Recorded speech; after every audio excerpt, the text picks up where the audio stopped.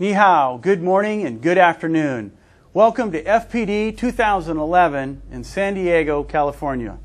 Now clearly I'm not there with you today. I'd love to be there, but I'm in Longtan, Taiwan. More specifically, I'm in the Longtan Science Park, which has been an area of focused investment and activity for the development and the production of the Mirasol technology. My name is Jim Cathey. I'm the Vice President for Qualcomm, focused on the Mirasol display technology. And today, I want to take 20 minutes to talk to you about some of the bigger trends that we see in the display industry, and more importantly, while you look at those trends, identifying opportunities for emerging display technologies so they can, one, either crack into a niche market or find their way into a mainstream market. But it starts first with looking at the trends and finding those opportunities.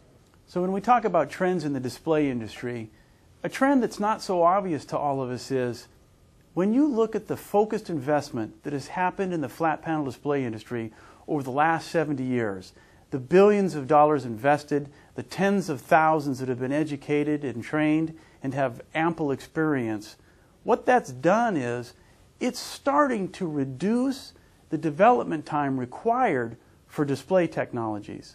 So, for example, when you look at this chart, the LCD was clearly a roughly 70-year, when we look at the trends in the flat panel display industry, one trend that is not clearly obvious, it doesn't jump out until you take a step back.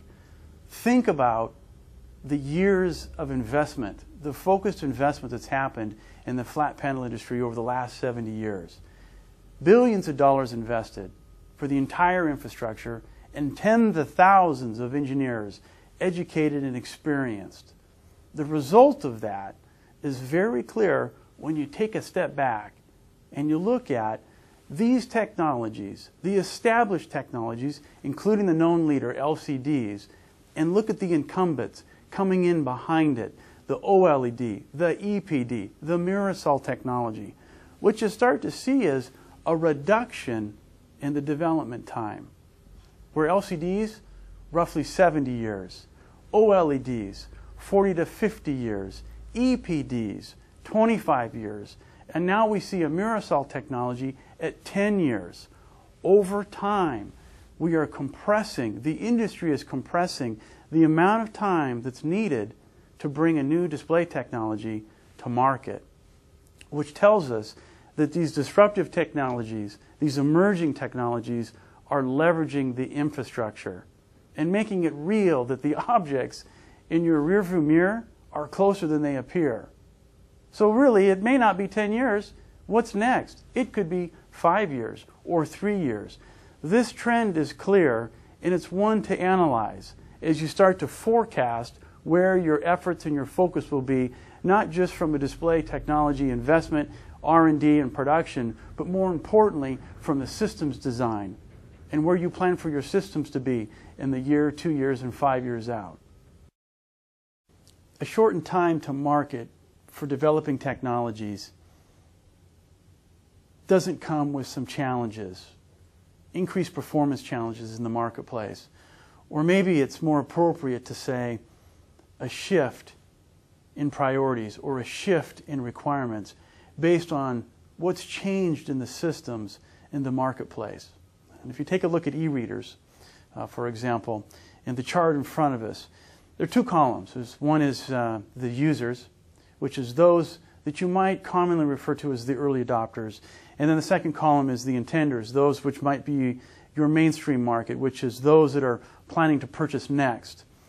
And what you see in the requirements for these applications, you see a change in importance on the eye strain, for example, for immersed reading.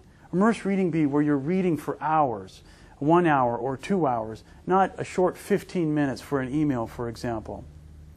You see continued pressure on battery, but in this case, it's not just continued pressure, it's an expansion on, we want to do more than just a day in between charges, more than a week.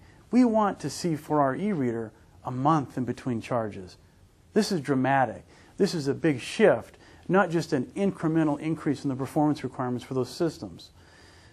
Also is the glare on the screen, more resolution, and also how to manage that text with a variety of screen sizes.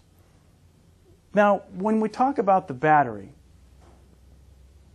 more emphasis on the battery technology and more towards a month in between charges. This is a primary driver is the display on time.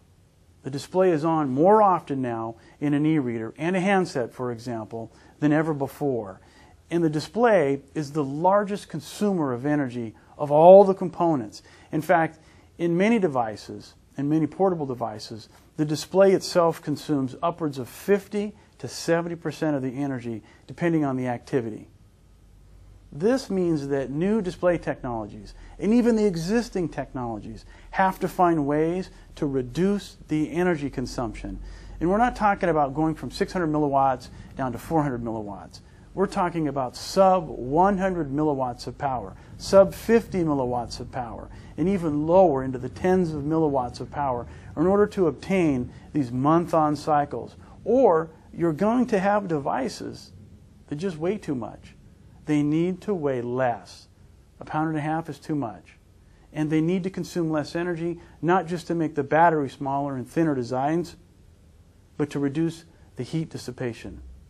Because no one wants to read in an immersive environment where their hands are actually slightly warm or even in some cases slightly sweaty.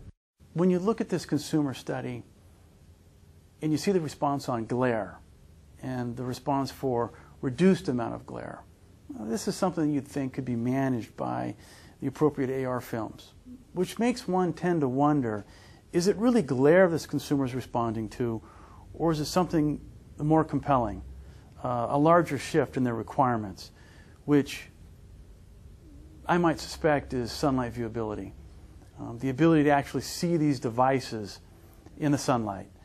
I don't think it's glare, I think it's sunlight viewability, and I think this is a challenge for many of the technologies, whether it be transmissive or emissive technology. It's a direct challenge primarily on the energy consumption that it takes to make these devices viewable. It's not much of a challenge for reflective technologies. But again, what you see here is maybe not so much a raising of the requirements or raising of the bar, but more of a shift to include a variety of viewing environments, which again, I would go one step further is it really sunlight viewability? So we've gone from glare to sunlight viewability to maybe the core. The core of what the consumer is asking here for is consistent viewing quality regardless of the ambient environment. In other words, they want their display, their device, with pictures of their significant others to look the same regardless if it's in a dark environment or a bright environment or an office environment. And they don't want to adapt their usage as the ambient environment adapts. So this requirement is clearly a trend, primarily because portable consuming electronic devices have changed and drive their usage amongst a variety of environments, not just in the car on your way to work, not just in the office. It's in the office, it's in the car, it's at the football field, it's at the basketball game, it's at the movie theater. And as you get these changes, you get a request or a shift to include a variety of ambient environments to get consistent viewing quality, which solves the problem with sunlight viewability and also addresses the problem with glare. Eye strain, it's a new benchmark. And it's in its early trending and its early studies. But it's a trend that you'll see as we see these portable devices used more frequently for immersive reading. They'll drive those discussions, they'll drive those studies, and more importantly, there'll be even more pressure as these devices are used in education. Education not just in the United States, but education in the countries around the world. This is a concern that will definitely be pushed by those activities, and it's in its early discussions. And it's a discussion that maybe in some parts is a bit age-old when you look at reflective versus non-reflective media. It really boils down to we're used to reading off of paper, reflective media, and there's a shift now to some display technologies that are non-reflective, they're emissive, they're transmissive. And in some cases, it's a display technology that's reflective, and it's similar to paper. Those studies need to happen, and we're seeing the beginning of those today with the Karolinska Institute in Sweden. The Karolinska Institute is one of the leading medical universities in Sweden. And some of their early findings as they compare this reflective and non-reflective media in immersive reading environments, these early indications are it's very compelling. In fact, they're seeing that many of the studies are showing there's already a preference to stay with a reflective type of media as you read and as you study over extended periods of time. We also see that not only is it a preference, but it gives them a feeling, those that participate in these studies, that it's very similar to reading off of the papers or the newspapers or the books or the magazines that they read today on paper. They want that experience.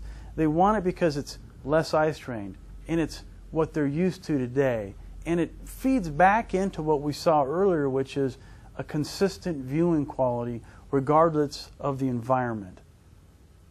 And I think these trends will continue, but I think they'll even go farther. So as we talk about benchmarks changing or the requirements changing, you'll see probably even some impact studies on retention. When we talked about education, it's not just eye strain on education in an immersive reading environment for the children. It's also going to have an impact on, potentially, on retention of the data that is studied or read. So here's your challenge. FPD 2011, Emerging Display Technologies. Here's your challenge. It's this slide. This is the slide to debate while you're at the conference today. We know about the e-reader market, and now we know about the onslaught of the tablets coming. The question of whether these markets continue as two different market segments or they merge as one, that's your challenge. Another challenge is, who wins this market in regards to emerging displays? Or is there a potential winner? There will be. And you will come up with your own forecasts and your own predictions. But those who articulate this the best, and those who execute the best, will, in my humble opinion, unlock one of the biggest market opportunities that we've seen for emerging display technologies in some time. Whether these markets merge or they stay separate, it will be one of the largest opportunities that we've seen in some time. Discuss the benchmarks that we talked about earlier. Discuss those requirements and those shift in requirements. Discuss the trends of new display technologies coming sooner to market rather than longer. But articulate how this will happen, and you will have developed in the conference today the roadmap on how this market changes and this opportunity changes. And like I said earlier, those who articulate it, those who see the vision for this, and those who execute to it will enable, in my humble opinion, one of the biggest opportunities for emerging display technologies since at least the last 20 years. Well, thank you. Thank you. From Longtan, Jim, Cathey, and have a great conference.